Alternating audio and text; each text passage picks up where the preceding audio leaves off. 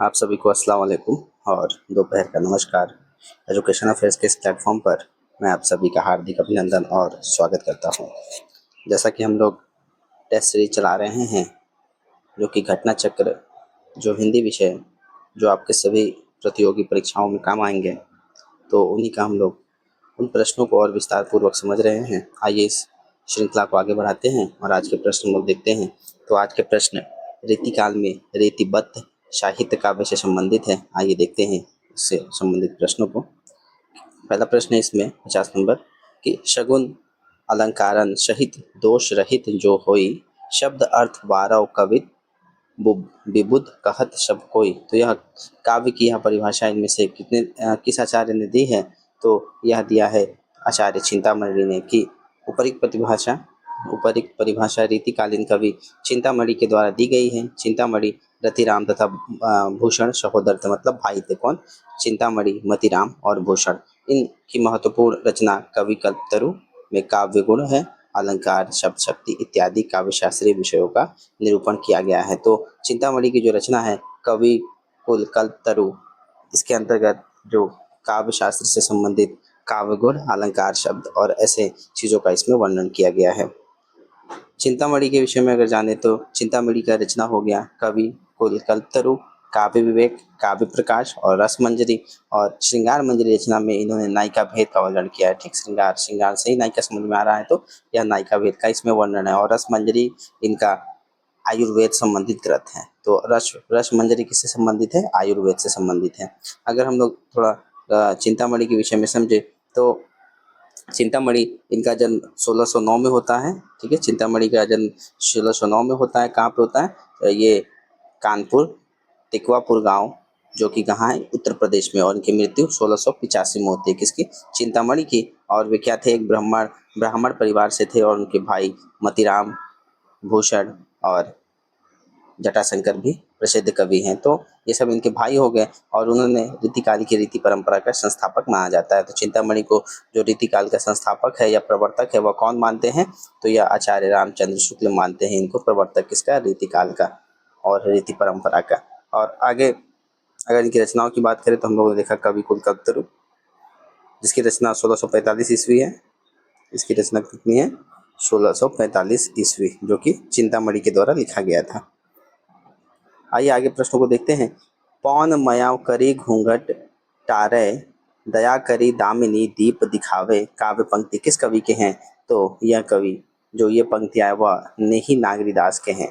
उपयुक्त काव्य पंक्तियां के रचयिता नागरीदास है। आचार्य रामचंद्र शुक्ल के अनुसार इस नाम के कई कवि हुए हैं नागरीदास, जिसमें से सबसे प्रसिद्ध कृष्णगढ़ नरेश महाराजा सावंत सिंह है और उपयुक्त काव्य पंक्तियां इन्हीं की है। ठीक, तो जो नरेश महाराज सावंत सिंह है, ये उन्हीं की काव्य पंक्तियां हैं जो कि नागरीदास के नाम से प्रसिद्ध है। देखिए यहाँ नागरीदास की जो रचनाएं हैं, श्रृंगारसार, भक्तिसार, सुजानानंद हो गया, फिर उसके बाद मनोरथ मंजरी और जुगल भक्ति विनोद। अगर हम लोग नागरीदास के विषय में थोड़ा समझें तो इनका जन्म 1699 में होता है। ठीक है, इनका जन्म 1699 में होता है और इनका मृत्यु 1764 में होता है। किनका? नागरीदास का। और वे राजस्थान के किशनगढ़ रियासत के क्या थे? राजा थे। तो ये जो नागरीदास है कहाँ के राजा हैं? यह किशनगढ़ रियासत के राजा हैं, जो कि कहाँ है? राजस्थान में है। और यह राजा का जीवन छोड़ करके क्या करते हैं?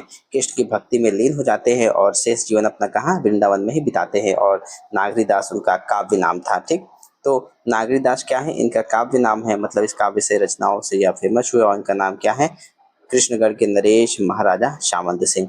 और इनकी रचनाएं लमसम ने 75 ग्रंथ लिखे हैं और जिनमें अधिकांश क्या है? कविताएं हैं। और इन्होंने से कृष्ण भक्त हो गया, प्रेम हो गया, वैराग्य हो गया, इसका अच्छे से सुंदर चित्रण किया है। जैसे इनकी रचनाएं यहाँ पे दी हुई हैं।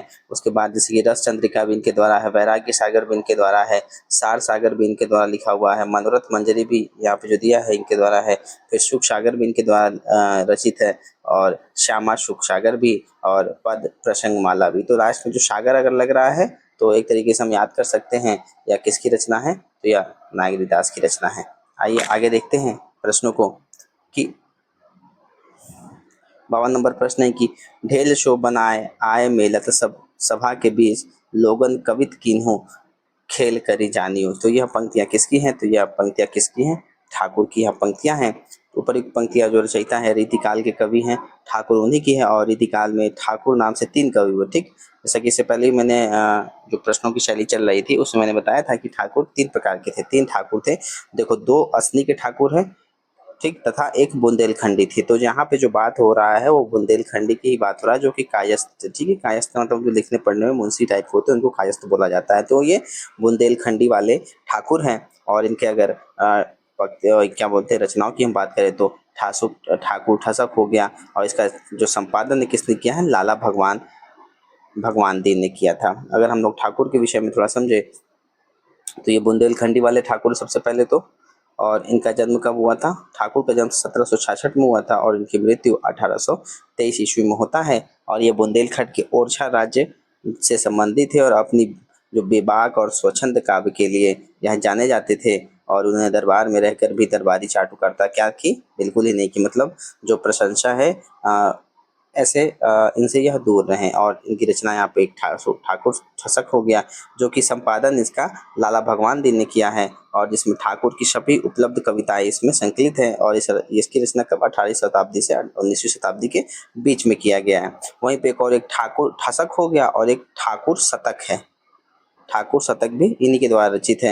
ये भी 18 से 19 शताब्दी के बीच में लिखा गया था, और ये भी कविताओं का संग्रह है जिसमें श्रृंगार और प्रेम पर यह आधारित है। तो इसकी 2 रचनाएं हो गई इनकी ठाकुर की, बुंदेलखंडी वालों के, एक तो ठाकुर ठसक और ठाकुर शतक, ना याद रख लेंगे।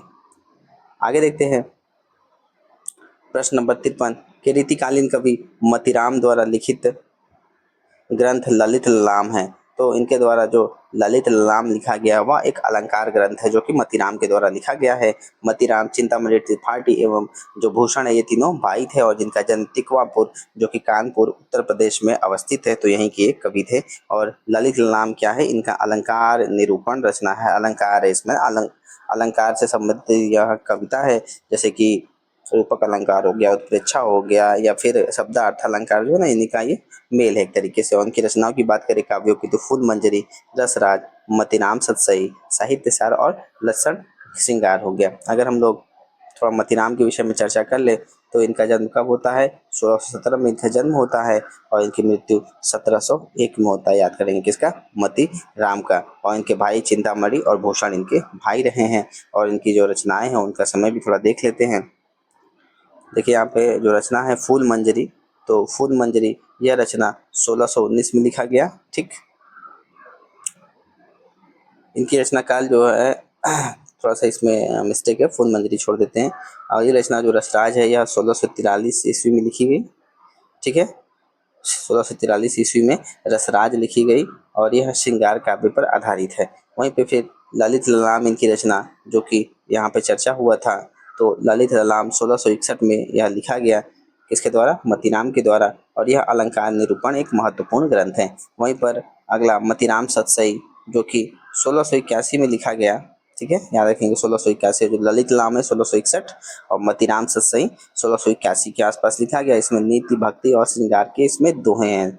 उसके बाद अलंकार पंचाशिका भी एक रचना है जो 1690 में लिखी गई। अगला है प्रश्न 54 नंबर की, निम्न में से फूल मंजरी कृति रचना किसकी है। तो फूल मंजरी हमने ऊपर चर्चा की है, या किसकी है, मतीराम की रचना है और यह जहांगीर के आश्रम में लिखी गई थी। तो फूल मंजरी कब लिखी गई थी, जब यह जहांगीर के आश्रम में रहते हैं, तो यह रचना वहाँ पे यह करते हैं, ठीक है। फिर अगला प्रश्न है कि निम्नलिखित में से कौन सा कथन असत्य है। तो आइए इन कथनों पर विचार कर लेते हैं। पहला है, रीतिबद्ध धारा के कवियों ने लक्षण ग्रंथों की रचना की, ठीक है। लक्षण ग्रंथों की रचना की, रीति जो सिद्ध काव्य धारा से संबंधित है, मतलब इन्होंने लक्षण ग्रंथों की, और फिर उसने इसके बाद जो रीति बताते हैं इसी की परिपाटी पे चलते हैं। फिर रीतिबद्ध धारा के कवियों को आचार्य कवि कहा जाता है, ठीक है। इनको जो रीतिबद्ध का कवि हैं उनको आचार्य कहा जाता है। बिहारी रीति सिद्ध धारा से के प्रतिनिधित्व कवि हैं, तो ठीक है। रीतिसिद्ध धारा के जो प्रतिनिधि कवि है वह बिहारी को कहा गया है। वहीं पर केशव दास रीतिमुक्त धारा कवि है, तो नहीं, केशव दास रीतिबद्ध धारा के कवि रहे हैं, न कि रीतिमुक्त। और रीतिमुक्त में कौन है, रीतिमुक्त में बोधा हो गए, आलम हो गए, घनानंद हो गए और द्विजदेव हो गए। तो ये सब किससे संबंधित है, रीतिमुक्त से संबंधित है। बट यहाँ पे जो केशव है रीतिबद्ध से संबंधित है, तो ये जो गलत है इनके विषय में हमने चर्चा कर लिया। और रीतिबद्ध कवियों को देखें तो केशव, पद्माकर, मोतीराम ये सब आदि है। केशवदास को किस वर्ग में रखना समीचीन होगा, तो इनको कौन से काल में रखना ज़्यादा सही रहेगा, तो इनको रखना रीतिबद्ध में रखना सही होगा। अगर हम लोग केशवदास के विषय में समझे तो केशवदास का जन्म 1555 में होता है और इनकी मृत्यु 1617 में होता है, ठीक, इसको याद रखेंगे। और यह रीतिकाल का प्रवर्तक भी माने जाते हैं। कई सारे आचार्यों ने, जैसे भगीरथ मिश्र ने इनको रीतिकाल का प्रवर्तक माना है। और ये ओरछा के राजा इंद्रजीत सिंह के दरबारी कवि थे। कहाँ के दरबारी कवि रहे हैं केशवदास, तो यह ओरछा के राजा है जो इंद्रजीत सिंह, उनके दरबारी कवि रहे हैं। और केशवदास को क्या है, कठिन काव्य का प्रेत किया जाता है, क्योंकि इनको कठिन काव्य का प्रेत इसलिए कहा जाता है क्योंकि इन्होंने जो है संस्कृत की बहुत सारी युक्तियों का प्रयोग किया है, जिस वजह से इनकी जो भाषा शैली बहुत ही ज़्यादा संस्कृत की उसमें जो व्यापकता है वह देखने को मिलती है, क्लिष्टता देखने को मिलती है और चमत्कार प्रदर्शन भी हमको देखने को मिलता है। अगर रचनाओं की इसमें बात करें हम लोग केशवदास की रचनाओं की, तो बहुत सारी इन्होंने रचनाएं लिखी, जिसमें से रसिक प्रिया हो गया, रसिक प्रिया जो कि 1591 में लिखा गया। उसके बाद कवि प्रिया हो गया, ठीक, रसिक प्रिया, कवि प्रिया, कवि प्रिया 1601 में लिखा गया। फिर रामचंद्रिका जो कि 1601 में लिखा गया। फिर उसके बाद विज्ञान गीता, ये भी केशवदास की रचना है जो कि 1610 में लिखा गया। उसके बाद जहांगीर जसचंद्र का, ये भी केशवदास के द्वारा रचित है जो कि 1612 में लिखा गया। और उसके बाद वीर सिंह देवचरित, ये भी केशवदास की रचना जो 1607 में लिखा गया। तो ये सब इनकी रचनाएं हैं। तो केशवदास की कौन कौन सी रचना हमने चर्चा किया, रसिक प्रिया 1591 में, कवि प्रिया 1601 में, फिर उसके बाद रामचंद्रिका ये भी 1601 में, फिर उसके बाद विज्ञान गीता 1610 और जहांगीर जस चंद्रिका 1612 में और वीर सिंह देवचरित 1607 में। तो यह केशवदास की रचनाएं रही। रीतिकालीन कवि भूषण की कविता का मुख्य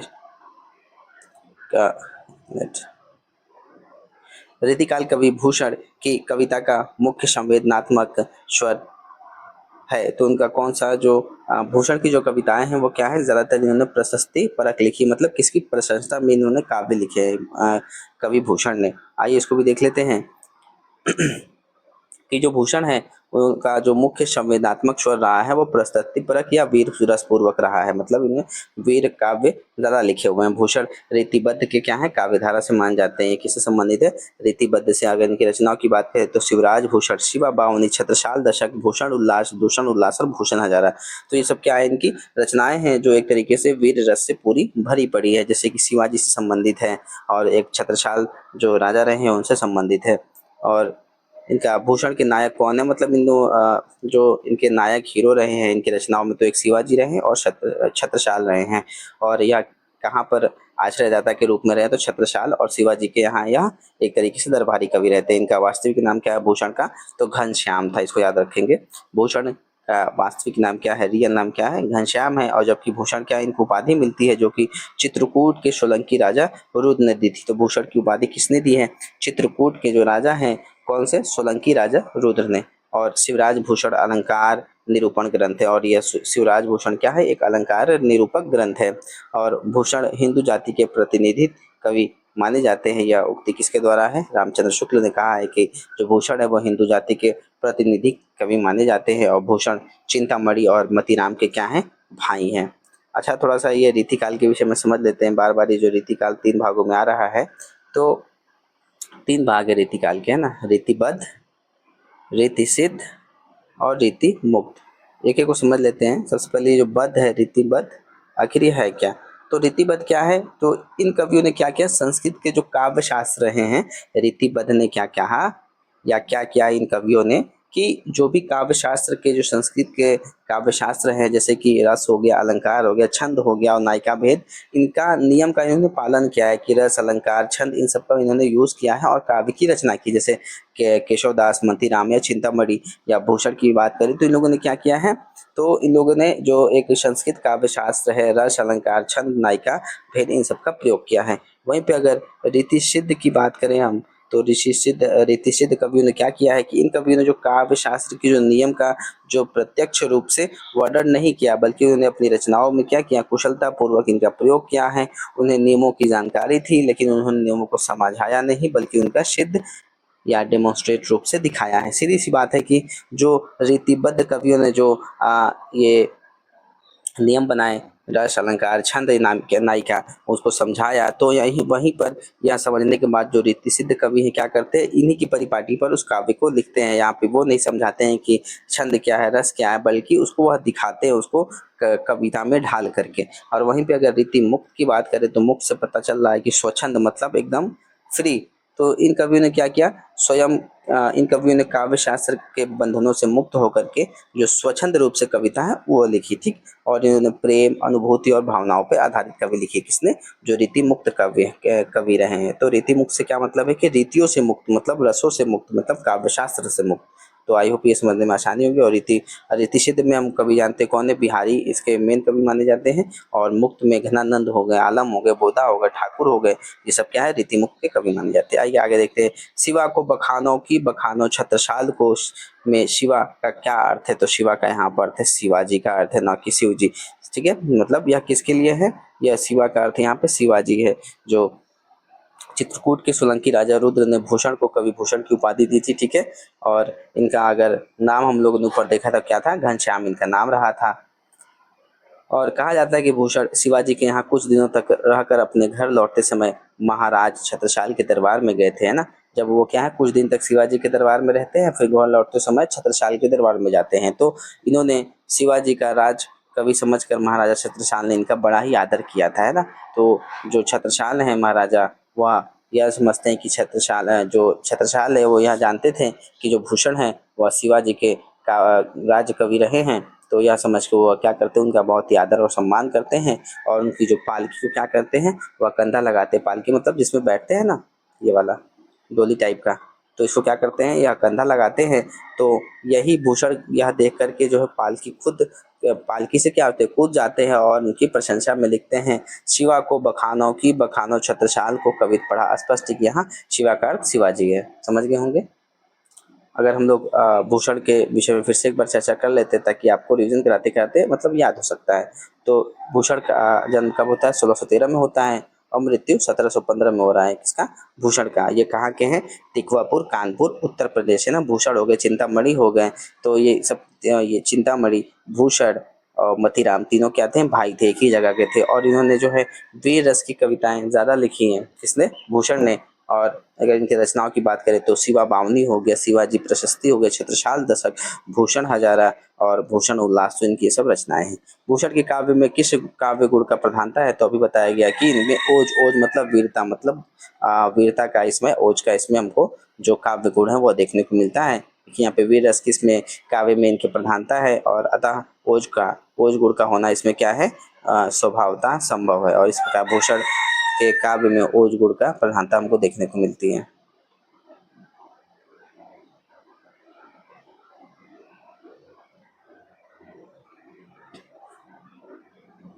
में किस काव्य का गुण है, तो ये देख लिया हम लोगों ने। 60वां प्रश्न है कि भूषण को कवि भूषण की उपाधि किसने दी थी, तो इनको जो राजा सोलंकी के राजा रुद्र थे, इन्होंने इनको भूषण की उपाधि थी। और इनका नाम क्या था, मूल नाम भूषण का क्या है, घनश्याम।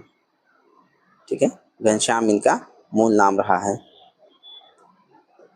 भूषण हिंदी कालीन के अंतर्गत उसकी परंपरा का अनुसरण करते हुए वीर काव्य, वीर रस की रचना करने वाले क्या हैं, प्रसिद्ध कवि हैं।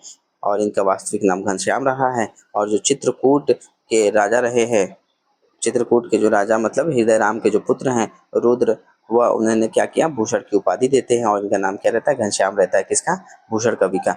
और भूषण 1627 से 1680 तक महाराजा शिवाजी के आश्रम में रहे। ठीक, तो कहाँ कहाँ आश्रम में रहते हैं, या शिवाजी के रहते हैं, फिर छत्रसाल के आश्रम में कुछ दिन रहते हैं। और यह रीतिकाल के रीतिबद्ध काव्यधारा से संबंधित है। तो भूषण कौन से काव्यधारा के हैं, रीतिबद्ध काव्यधारा के संबंधित है। रीतिबद्ध मतलब इन्होंने क्या किया है, काव्य शास्त्रों के जो नियम है, छंद हो गया, रस अलंकार हो गया, इनका प्रतिपादन किया। फिर शिवराज भूषण शिवा बावनी छत्रसाल दशक इनके क्या हैं, या 3 ग्रंथ है इनके द्वारा लिखे गए हैं। और 6 ग्रंथों में से उपलब्ध है। ठीक, मतलब इन्होंने 6 ग्रंथ लिखे हैं। शिवा बावनी होगा, शिवाजी प्रशस्ति होगा, छत्रसाल दशक हो गया, भूषण हजारा, भूषण उल्लास, तो इन सब की रचनाएं हैं।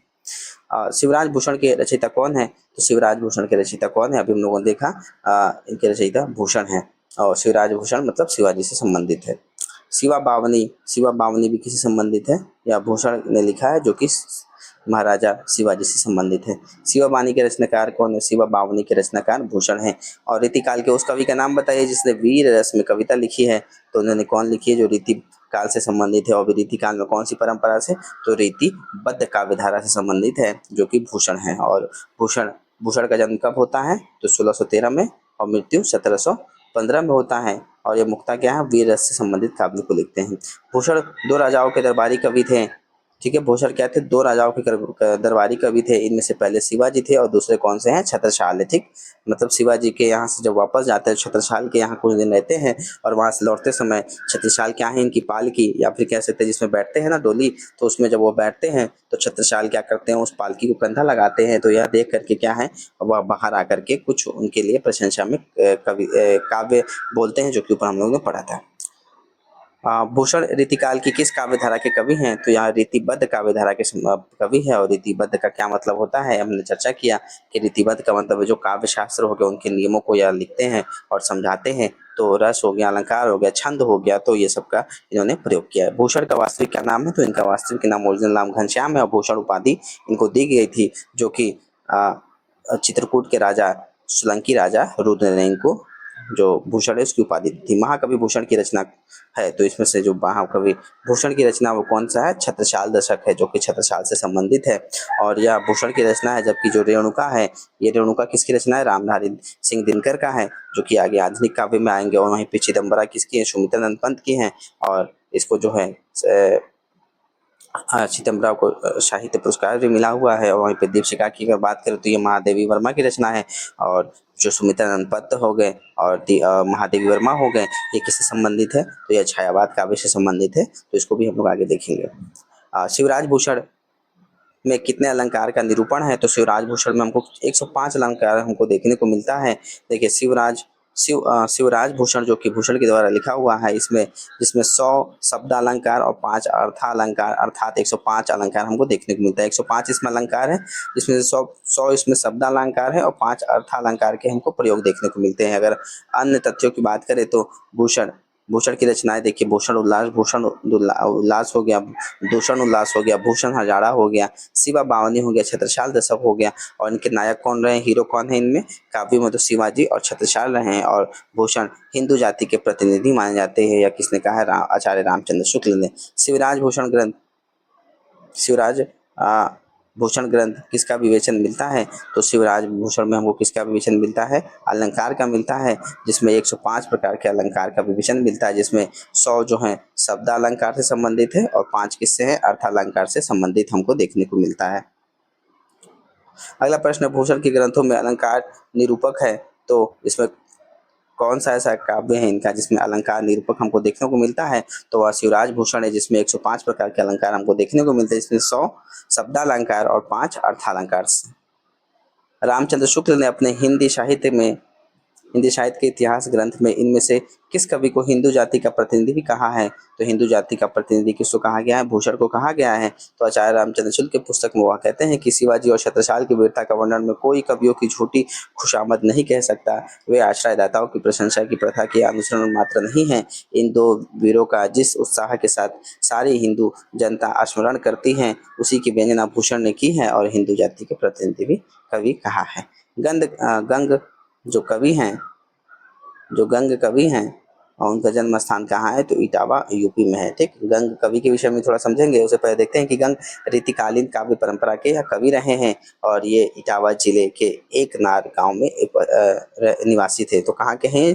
इटावा जिला एकनार गांव, जो कि उत्तर प्रदेश में ही है। और इनका मूल नाम क्या है? गंगाधर है। और यह गंग कवि के नाम से प्रसिद्ध है। और उनके प्रमुख ग्रंथ कौन से? गंग पदावली, गंग पचीसी और गंग रत्नावली। तो इनके सभी ग्रंथों में गंग आ रहा है। इस प्रकार से आप याद कर सकते हैं। तो गंग जाति के क्या थे? ब्राह्मण थे और अकबर के यहाँ दरबारी कवि माने जाते हैं ना। गंग किसके दरबारी कवि रहे हैं? तो यह अकबर के दरबारी कवि रहे हैं। और इनके अतिरिक्त जैसे कि अब्दुल रहीम हो गए, बीरबल हो गए, मानसिंह गुप्ता, टोडरमल भी क्या है इनके प्रिय कवि रहे हैं। किसके? अकबर के। और कहा जाता है कि अपनी अस्पष्टवादिता के कारण जहांगीर के कोप भाजन का शिकार हुए और उसमें उसने हाथी से इनको क्या होता है? कुचल दिया जाता है। तो जो अकबर के बाद जहांगीर आते हैं, शासक बनते हैं मुगल के, तो ये क्या करते हैं, जो गंग कवि हैं इनको हाथियों से कुचला देते हैं। कुछ या कविता या कुछ ऐसी कटु वचन बोल देते हैं। बहुत ही गंग कवि क्या थे, बहुत ही स्पष्टवादी थे, तो ये चाटुकारिता नहीं करते थे। तो उन्होंने कुछ ऐसा काव्य पढ़ दिया या ऐसा कुछ काव्य बोल दिया जिससे क्या है, जहांगीर को गुस्सा आ जाता है, जिसके बाद इनको कुचलवा दिया जाता है, ऐसा माना जाता है। और भिखारी दास जी ने इनके शिष्य विषय में कहा है कि तुलसी गंग दो भय शु कबीरन, कबीर के सरदार। ठीक, भिखारी दास की उक्तियां या किसके लिए कही गई हैं, तो यहाँ गंग कवि के लिए कही गई हैं। अगर हम गंग कवि की बात करें तो इनका जन्म 1538 में मानी जाती है और इनका जो मृत्यु है वह 1616 ईस्वी मानी जाती है। ठीक, जन्म कब हो रहा है, 1538 ईस्वी में। और यह अकबर और जहांगीर दोनों के दरबारी कवि रहे हैं और इनकी जो वाक्पटुता है और काव्य प्रतिभा से प्रभावित होकर अकबर इन्हें क्या है, कविराज की उपाधि भी देते हैं। तो कविराज की उपाधि अकबर ने किसे दी है, गंग को दी है। और गंग जैसे अपनी हास्य और श्रृंगार रस के लिए प्रसिद्ध माने जाते हैं। और इनकी हम लोगों ने रचनाओं को देखा, तो रचनाओं में जैसे कि क्या था, गंग पदावली था, और ये क्या है, इनके फुटकर कविताओं का संग्रह है। फिर गंग पचीसी हो गया और उसके बाद गंग छप्पय भी हो गया, इनकी रचनाएं हैं। अगला प्रश्न है, गंग किस राजा के दरबारी कवि रहे हैं, तो यह अकबर के रहे हैं और जहांगीर के भी रहे हैं। तो यहाँ अकबर है तो अकबर हो जाएगा। नैन नचाए कहीं मुस्काए लला फिर आयो खेलन होरी, तो यह किसकी पंक्तियां हैं, तो यह पंक्तियां आचार्य पद्माकर जी की हैं। तो प्रस्तुत पंक्तियां पद्माकर की हैं। यह होली विषय पर क्या है, एक समया लिखी गई है। समया क्या होती है, समया एक तरीके से कह सकते हैं कि इसमें क्या है, 22 से लेके 26 क्या है, इसमें हमको वर्ण देखने को मिलते हैं। ठीक, मतलब एक प्रकार का यह छंद है जिसमें हमको 22 से 26 वर्ण एक पंक्ति में देखने को मिलती है। मान लीजिए यहाँ से प्रस्तुत पंक्ति पद्माकर, यह एक पूरी पंक्ति हो गई, तो इस पंक्ति में कितने वर्ण हमको दिखेंगे, 22 से 26 अगर वर्ण दिखने को मिलते हैं, शब्द देखने को मिलते हैं, वर्ण देखने को मिलते हैं। वर्ण, सॉरी शब्द नहीं, वर्ण, मतलब जैसे ए बी सी डी क ख ग घ ऐसे गिनते हुए, जैसे कि यहाँ पे देख लीजिए यह लिखा हुआ है, तो यह 1 और 2, इसमें 2 वर्ण है। तो इसी प्रकार से 22 से 26 वर्ण रहते हैं, तो उसको कवित्व बोलते हैं। तो प्रस्तुत पंक्तियां किसकी है, पद्माकर की है और यह होली विषय पर लिखा गया। पद्माकर का जन्म जो है संवत, इनका जन्म कब होता है पद्माकर का, तो 1810 में होता है। अगर 1810 की बात करें तो मतलब 1700, पद्माकर का जन्म कब हो रहा है, 1753 में इनका जन्म हो रहा है। और कहाँ पे, बांदा उत्तर प्रदेश। तो पद्माकर कहाँ के हैं, बांदा उत्तर प्रदेश के। और मृत्यु इनकी 1833 में होती है। और इनके पिता का नाम मोहनलाल भट्ट था। पद्माकर को रीतिकाल के कवियों में श्रेष्ठ स्थान मिलता है। और अंतिम समय निकट जानकर पद्माकर जी कानपुर गंगा तट चले गए और वहीं अपने जीवन के शेष 7 वर्ष पूरे किए। और अपनी प्रसिद्ध रचना क्या है, गंगा लहरी। जब वहाँ गंगा के पास जाते तो वहाँ गंगा लहरी भी लिखते हैं और इसी समय की विषय लिखी गई। और पद्माकर का जगत विनोद काव्य रचकों और अभ्यासों दोनों का कंठहार रहा है। अगर इनकी बात करें हम लोग पद्माकर के, तो ये बहुत ही बड़े काल के कवि माने जाते हैं, श्रेष्ठ माने जाते हैं। इनका जन्म 1753 और मृत्यु 1833 से मानी जाती है। और कहाँ पे जाके मृत्यु इनको होती है, तो कानपुर के निकट गंगा के पास। अगर इनकी बात करें तो यह रीतिकाल के अंतिम प्रसिद्ध कवि माने जाते हैं। उन्होंने अनेक राजाओं के दरबार में आश्रय पाया और अपनी कविता के लिए बहुत ही सम्मान और धन भी प्राप्त किया। और उनकी रचनाओं में श्रृंगार हो गया, वीर हो गया, भक्ति काम में सुंदर जो लेखन है वह देखने को मिलता है। अगर इनकी रचनाओं की बात करें तो हिम्मत बहादुर विरदावली हो गया, ठीक है, हिम्मत बहादुर विरदावली हो गया जो कि 1792 में लिखा गया था।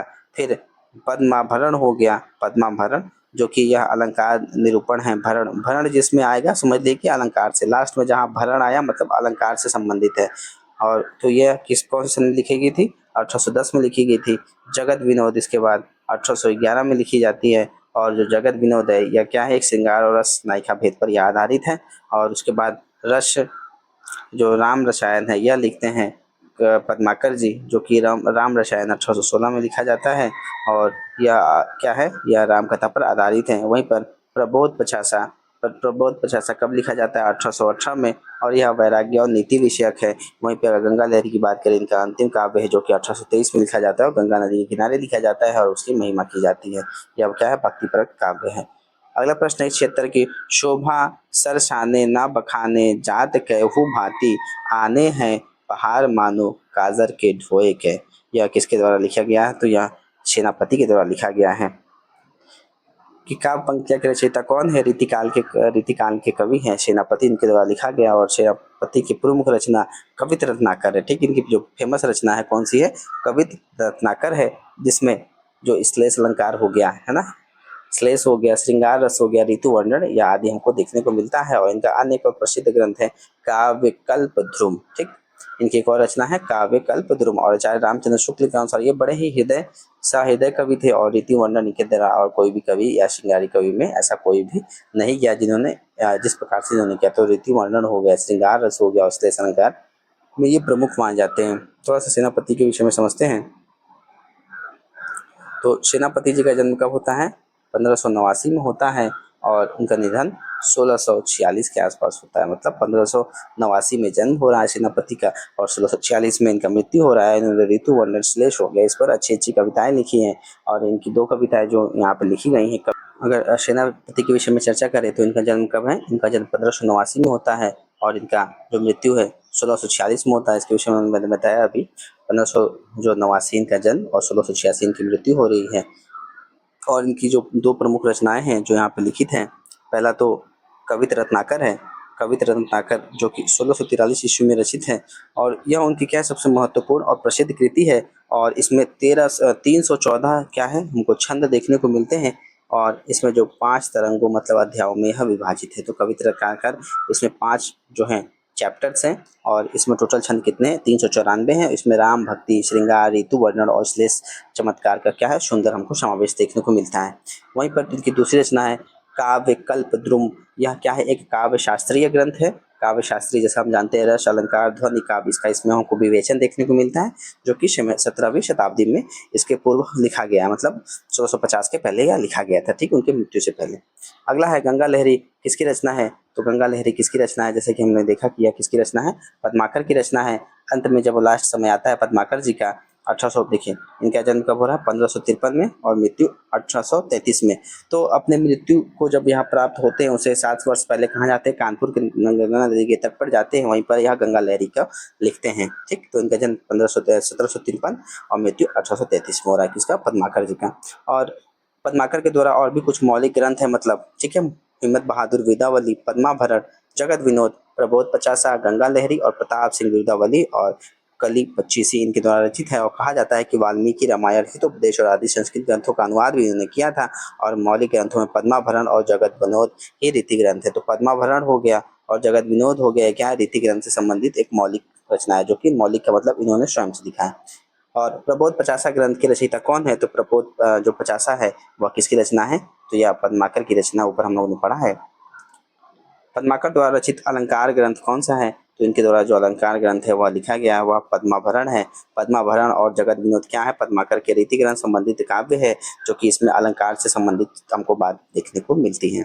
और निम्नलिखित में से देव की रचना नहीं है, तो देव की कौन सी रचना नहीं है? तो इसमें जो चित्राधार है वह देव की रचना नहीं है। रस विलास हो गया, भाव विलास हो गया, भवानी विलास हो गया, यह किसकी रचना है? तो देव की रचना है। अगर हम लोग देव चित्राधार हो गया, तो छायावादी जो चित्राधार है वो किसकी रचना है? तो छायावादी में छायावादी काव्य से संबंधित जो जयशंकर प्रसाद जी हैं, तो इनकी रचना क्या है? चित्राधार है। जबकि रस विलास, भाव विलास, भवानी विलास या किसकी रचना है? काव्य रसायन, सुसागर तरंग, पाव विलास, पावस विलास इत्यादि किसकी तो यह देव की रचनाएं हैं। तो अगर हम लोग देव की बात करें तो इनकी जो रचनाएं खासकर उसमें लास्ट में रास आता है। तो इनका जन्म कब होता है देव का? ये रहे देव। देव का जन्म कब होता है? 1673 ईस्वी में होता है। कवि देव का, जिनका पूरा नाम देवदत्त है, और इनकी मृत्यु कब होती है? 1767 में होती है। तो जन्म कब हो रहा है? 1673 में, और मृत्यु 1767 में। और देव क्या है? अपने विलक्षण काव्य प्रतिभा और व्यापक अनुभव के लिए जाने जाते हैं, और उन्होंने अनेक आश्रयदाताओं के दरबार में काम किया। तो देव बहुत सारे दरबारों में जाकर के काम करते हैं, और वहाँ पर श्रृंगार, भक्ति, नीति आदि यह काव्य लिखते हैं। और लगभग देखा जाए तो देव की जो है टोटल हमें देव की जो है टोटल कितनी हमको 52 से लेकर के 72 ग्रंथ हमको देखने को मिलता है।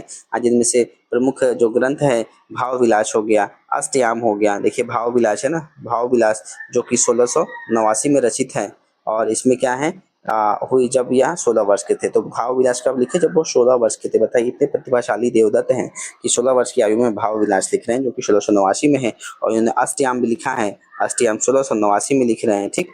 तो भाव विलास, भवानी विलास, भाव विलास और अष्टयाम 1689 में लिखे हैं, जिसमें दिन और जो रात हैं उनके 8 पहरों का इसमें वर्णन मिलता है। अष्ट मतलब 8, याम मतलब चर्या, तो 8 पहरों का इसमें वर्णन मिलता है। वहीं पे भवानी विलास, भवानी विलास कब है? तो भवानी विलास कब लिखा गया? तो 1699 में लिखी जाती है। और कुशल विलास हो गया, कुशल विलास कब लिखा गया? 1705 में लिखा गया। और शुक सागर जो तरंग है यह कब लिखा जाता है? 1766 में लिखा जाता है। तो ये क्या है? इनकी रचनाएं हैं। भाव विलास 1689, अष्टयाम 1689 में, और भवानी विलास 1699 में, कुशल विलास 1705 में, और शुक सागर तरंग 1766 में, 1766 में। तो ये सब क्या उनकी प्रमुख रचनाएं मानी जाती हैं। और इनके और भी रचनाएं हैं, जैसे कि प्रेम चंद्रिका, जीति विलास, जाति विलास हो गया, और काव्य रसायन, रस विलास और शब्द रसायन, यह शामिल है। सभी रचनाएं क्या पद रूप में है, और देव ने गद्य में कोई भी विशेष रचना नहीं की है, तो पद में इन्होंने जो है रचनाएं की। और लास्ट में इनके क्या आते हैं? रचनाएं में ज्यादातर विलास आते हैं। इसको थोड़ा समझ लेंगे ना, मतलब ज्यादातर रचनाएं विलास आ रहा है तो वह देवदत्त से संबंधित है, समझ लेंगे, याद करके रखेंगे। तो काव्य रसायन किसकी रचना है? तो काव्य रसायन किसकी रचना है? तो यह देव की रचना है। और देव का जन्म कब हो रहा है? 1673 में, और मृत्यु इनकी 1767 के आसपास हो रही है। और इन्होंने बहुत सारी रचनाएं लिखी, जिनमें से कौन सा है एक यहाँ पे जो दिया है, काव्य रसायन, जो कि इन्हीं के द्वारा लिखा गया है। और देव का जन्म 1673 में हो रहा है, इटावा जिले में, यूपी में होता है। और ये क्या, घौशरिया ब्राह्मण परिवार से रहे हैं। अपने जीवन काल में अनेक राजाओं, नवाबों और रईसों के आश्रय में रहे हैं। और इनके प्रमुख आश्रयदाता कौन कौन से? देखिए, आजम शाह हो गए, फफूंद रियासत के राजा कुशल सिंह, सेठ भोगीलाल हो गए इटावा के निकटवर्ती, इओरिया खेरा के राजा उद्योत सिंह हो गए, दिल्ली के रईस पातीराम के पुत्र सुजान मणि हो गए, फिर पिहानी के अधिपति अली अकबर खां हो गए। तो ये क्या है? इन राजाओं के दरबार में जाकर के रहते हैं। और इनकी मृत्यु 1767 में होती है। और इन्होंने बहुत सारी रचनाएं लिखी, और इन रचनाओं में से कुछ यहाँ पे नाम भी दिए गए हैं। फिर से एक बार रिवीजन कर लेते हैं, रिपीट कर लेते हैं। तो काव्य रसायन हो गया, लिखा गया है। फिर उसके बाद अष्टयाम हो गया, जो कि 1689 में लिखा गया है। फिर भवानी विलास हो गया, भवानी विलास 1699 में लिखा गया है। फिर उसके बाद सुजान विनोद हो गया, इन्हीं के द्वारा लिखित है। देव के द्वारा सुजान विनोद, प्रेम तरंग, राग रत्नाकर, कुशल विलास हो गया, देवचरित हो गया, प्रेम चंद्रिका, जाति विलास, रस विलास हो गया। और उसके बाद सुख सागर तरंग हो गया, वृक्ष विलास हो गया, पाव विलास हो गया, ब्रह्म दर्शन 25, तत्व दर्शन 25 हो गया, आत्मदर्शन 25 हो गया, रसानंद लहरी हो गया, प्रेम दीपिका हो गया, नक्षिक हो गया, प्रेम दर्शन आदि क्या है? इनकी रचनाएं हैं। अगर अन्य बात करें तो सोमनाथ अथवा शशिनाथ ने रस पीयूष निधि, श्रृंगार विलास, कृष्ण लीलावती, पंचाध्यायी, सुजान विलास और माधव विनोद की रचनाएं किसने की है? सोमनाथ ने की है। और माना जाता है कि देव ने भाव विलास की रचना 16 वर्ष की आयु में की थी। ठीक, भाव विलास की आयु कौन से कब करते हैं? तो 16 वर्ष की आयु में रहते हैं, मतलब 1689 में करते हैं। अगला प्रश्न है कि देव कवि किस जिले के हैं? तो यह कहाँ के हैं? तो इटावा जिले के हैं, इटावा यूपी के। सुजान विनोद के रचनाकार कौन है? तो देव है। ठीक है, सुजान विनोद के रचनाकार भाव विलास, अष्टयाम, भवानी विलास, कुशल विलास, सुख सागर तरंग, प्रेम चंद्रिका, जाति विलास, काव्य रसायन और रस विलास और शब्द रसायन किसकी रचना है? तो ये देव की रचना है। फिर देखिए, जाति विलास फिर आ गया। तो जाति विलास किसकी रचना है? ये भी देव की रचनाएं हैं। जाति विलास हो गया, भाव विलास हो गया, भवानी विलास, कुशल विलास, सुख सागर तरंग हो गया, प्रेम चंद्रिका, जाति विलास, काव्य रसायन, रस विलास और शब्द रसायन। मेरे यहाँ रिपीट करने का यही उद्देश्य है कि अगर आप बस इसको सुनते भी रहेंगे तो आपको याद हो सकता है। फिर अष्टयाम, अष्टयाम भी किसकी रचना है? तो यह देव की रचना है, जो कि 8 पैरों का इसमें वर्णन किया जाता है। और अष्टयाम हो गया, भाव विलास हो गया, भवानी विलास हो गया, कुशल विलास हो गया, सुख सागर तरंग हो गया, प्रेम चंद्रिका, जाति विलास, काव्य रसायन, रस विलास और शब्द रसायन, ये सब देव की रचनाएं हैं। निम्नलिखित में से कौन सी रचना देव की नहीं है? तो इनमें से कौन सा नहीं है? अलंकार गंगा नहीं है, बट भवानी विलास, अष्टयाम, सुजान विनोद, सुख सागर तरंग, कुशल विलास, भवानी विलास, अष्टयाम, भाव विलास, ये रचनाएं किसकी है? देव की हैं। और रीतिवत कवि देव है, तो रीतिवत कवि देव क्या है? एक रसवादी कवि हैं। रसवादी विवेचन एक शास्त्रीय विवेचना थी, जिसकी अभिव्यक्ति हिंदी के अनेक कवियों में पाई जाती है। और देव, मतीराम ठाकुर आदि कवियों की रचनाएं इसी कड़ी में होती है। ठीक, तो देव और मतीराम ठाकुर ने इन्होंने क्या किया? इसी में जो रसवादी कवि का रचना की है। अगला 88वां प्रश्न है कि भूलि कहत नवरस सुकवि शकल मूल श्रृंगार, या उपयुक्त किसकी है? तो यह देव की है। भूलि कहत नवरस सुकवि शकल मूल श्रृंगार, यह उक्ति आचार्य देव की है। और कवि ने अपने ग्रंथ में श्रृंगार का वर्णन अत्यंत प्रभाव उत्पादक ढंग से किया है। देव ने संयोग का अनुभूति की अभिव्यंजना करते हुए नायक एवं नायिका के पारस्परिक मिलन का निरूपण अत्यंत गंभीरता और तीव्रता के साथ किया है। अगला प्रश्न है 89 नंबर, 89 नंबर की भूलित भूलि कहत नवरस कही सकल मूली सिंगार, यह रचनाएं किस आचार्य की है? रीतिकाल की। तो यहाँ किसने लिखा है? तो यहाँ भी देव ने लिखा है। इसमें उत्तर नहीं दिया गया, तो ऊपर में कोई नहीं होगा, बट इसका आंसर क्या है? देव होगा। ठीक है। देव मतलब देवदत्त, जिनका जन्म 1673 में हो रहा, मृत्यु कब हो रहा है 1767 में। और इन्होंने 52 से लेकर 72 ग्रंथ तक लिखे हैं। और जिसमें भाव विलास हो गए जो 1689 माना जाता है। जब यहाँ मतलब जो 16 वर्ष के थे तो इन्होंने कौन सा लिखा, भाव विलास लिखा, जो कि 1689 में। फिर अष्टयाम हो गया 1689 में। फिर उसके बाद भवानी विलास 1699 में। कुशल विलास हो गया 1705 में। सुख सागर तरंग 1766 में। मतीराम की भाषा है, तो मतीराम की जो भाषा है वह क्या है, तो इनकी साहित्यिक ब्रज भाषा है कि ब्रज भाषा में साहित्य की विशाल और समृद्ध परंपरा रही है। हिंदी की अन्य बोलियों की तुलना में सबसे बढ़कर और सबसे अधिक साहित्यिक ब्रज भाषा में है। और खड़ी बोली के साहित्यिक भाषा बनने के पूर्व ब्रज भाषा ही संपूर्ण हिंदी क्षेत्र की साहित्य भाषा रही है। और मतीराम की भाषा क्या है, साहित्यिक भाषा रही है। अगर हम लोग आचार्य देव की जो रचना रही है, अगर उनमें थोड़ा सा चर्चा करें, तो अगर हम लोग यहाँ पे देखें भाव विलास को सबसे पहले, ठीक है, ये रहा आपका भाव विलास। तो भाव विलास 1689 में लिखा गया और उसमें विभिन्न प्रकार के भाव और रसों और नायिका भेद का इसमें वर्णन मिलता है। वहीं पे अष्टयाम की अगर हम लोग बात करें, तो अष्टयाम, ठीक है, जो 1689 में ये भी लिखा गया है। और अष्टयाम में क्या है, इसमें नायक नायिका के जो दिन के 8 पैरों हैं उनके क्या काम करते हैं, श्रृंगार हो गए, किस प्रकार के चेष्टाएं, भोग विलास का इसमें वर्णन हमको देखने को मिलता है। वहीं पे भवानी विलास की बात करें, जो कि 1699 में लिखित है। और भवानी विलास में क्या है, इसमें नायक नायिका के श्रृंगारिक भाव और प्रेम की क्रीड़ाओं का जो वर्णन है इसमें किया गया है। फिर उसके बाद अगर कुशल विलास की हम लोग बात करें, तो यह 1705 में लिखित है। यह ग्रंथ क्या, राजा कुशल सिंह की प्रशंसा में लिखा गया। ठीक, कुशल सिंह की प्रशंसा में कुशल विलास लिखा जाता है। फिर अगर हम लोग सुख सागर तरंग की बात करें, तो सुख सागर तरंग जो है 1766 में लिखा हुआ है। और यह सुख सागर तरंग देव की अंतिम रचनाओं में से एक है। इसमें विभिन्न जो छंद है और रचय का वर्णन हमको सुख सागर में मिलता है। और अगर हम लोग काव्य रसायन की बात करें, ठीक है, काव्य रसायन की बात करें, तो काव्य रसायन 1700 ईस्वी में लिखा जाता है, जिसमें श्रृंगार रस और उनके विभिन्न रूपों का इसमें वर्णन मिलता है। वहीं पे अगर हम लोग जाति विलास की बात करें, तो जाति विलास, ठीक है, अगर जाति विलास की बात करें तो यह 1705 में ये भी लिखित है। और इसमें क्या है, भारत के विभिन्न जो प्रांतों की नारियों के रूप और सौंदर्य, उनकी विशेषताओं का इसमें वर्णन किया गया है। चलिए आगे देखते हैं। मतीराम की भाषा हम लोगों ने देख लिया है। 91 नंबर प्रश्न है कि तुलसी गंग दुए भय सुकवि अंक के सरदार, यह प्रसिद्ध कथन किसकी है, तो यह भिखारी दास की पंक्तियां हैं कि गंग भक्तिकाल कवि माने जाते हैं। ये अकबर के दरबारी कवि बीरबल के मित्र तथा रहीम की कृपात रहे थे। ठीक है, गंग का इसके पहले हम लोग गंग की चर्चा की थी। तो गंग किसके कवि माने जाते हैं, तो ये अकबर और जहांगीर के कवि माने जाते हैं। और इनकी जो मृत्यु है वह जहांगीर क्या करते हैं, इनको हाथी से कुचलवा करके इनकी मृत्यु करवा देते हैं। ठीक, तो यह गंग कब के कवि हैं, तो अकबर के समय के यहाँ कालीन उस समय के कवि रहते हैं। और भिखारी दास के अवध क्षेत्र जो प्रतापगढ़ है वहाँ के रहने वाले हैं। तो भिखारी दास कहाँ के हैं, प्रतापगढ़ के हैं। और अगर अन्य तथ्य देखें भिखारी दास से संबंधित, तो इनके रचनाएं कौन से ग्रंथ हो गए, जैसे ग्रंथ जो हैं रस सारांश, शतरंज शतिका, छंदोड़ पिंगल, काव्य निर्णय, श्रृंगार निर्णय, शब्द नाम प्रकाश। अगर निर्णय आ रहा है, मान लीजिए भिखारी दास की रचना। और ये आचार्य व कवि दोनों थे। ठीक है, तो ये आचार्य और कवि दोनों माने जाते हैं। और इन्हें रीतिकाल का अंतिम आचार्य भी माना जाता है। ठीक है, रीतिकाल के क्या है, अंतिम आचार्य माने जाते हैं। और इनकी प्रसिद्ध कथन है, आगे से सुकवि रिझी है तो कविताई न तू, राधिका कन्हाई सुमिरन को बहानव है।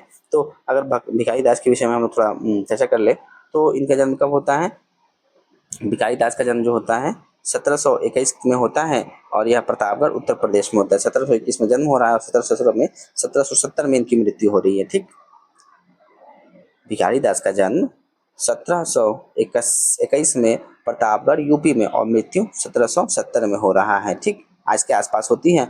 और भिखारी दास जो हैं वह बहुत ही काव्य शास्त्र के सभी अंगों जैसे रस, अलंकार, छंद, गुण, दोष आदि का भी विवेचन करते हैं। और इनकी रचनाओं को भी हम लोगों ने देखा। काव्य निर्णय, ठीक है, इनके विषय में थोड़ा समझ लेते हैं। ठीक है, देखिए यहाँ पे कहा गया काव्य निर्णय, काव्य निर्णय है ना। काव्य निर्णय क्या है, एक महत्वपूर्ण एक काव्य शास्त्रीय ग्रंथ है जिसमें काव्य के सभी अंगों का विस्तृत हमको वर्णन मिलता है। वहीं पे अगर श्रृंगार निर्णय की बात करें, तो श्रृंगार निर्णय यह रस और उसके विभिन्न पदों का क्या है, सूक्ष्म विवेचन करता है। और रस सारांश की बात करें हम लोग, तो रस सारांश इसमें विभिन्न रसों का विवेचन है। रस का मतलब रस हो गया, तो इसमें जो भी रस है उसका विवेचन किया गया है। और उसके बाद यहाँ पे छंदोड़ पिंगल दिया गया है। तो इसमें क्या है, यह छंदों पर लिखा गया एक महत्वपूर्ण छंद, छंद मतलब लिखा हुआ, मतलब छंद से संबंधित है। और उसके बाद और यहाँ पे लिखा है शतरंज शतिका। यहाँ पे एक और है शतरंज शतिका। तो जो शतरंज शतिका है यह शतरंज के खेल पर लिखा गया है। शतरंज क्या है? चेस, मतलब चेस के आधार पर यह लिखा गया है। और एक और रचना है कि अमरकोश, या संस्कृत के अमरकोश का अनुवाद है। और विष्णु पुराण क्या है? एक अनुवादित ग्रंथ है। तो बिहारीदास ने अपनी रचनाओं में श्रृंगार, वीर, शांत रस का बहुत ही अच्छे से समन्वय किया है। तो यहाँ पे रीतिबद्ध जो काव्य धारा है, रीतिकाल में जो 3 धाराएँ आती हैं, रीतिबद्ध, रीतिसिद्ध और रीतिमुक्त। तो रीतिबद्ध का जो ये टॉपिक रहा है, इससे संबंधित जो प्रश्न रहे हैं, इसको हम लोगों ने विस्तारपूर्वक से चर्चा कर लिया। आई होप ये वीडियो बहुत ही आप लोग के लिए हेल्पफुल रहा होगा। कृपया चैनल को सब्सक्राइब, लाइक और शेयर ज़रूर करें। Thank you.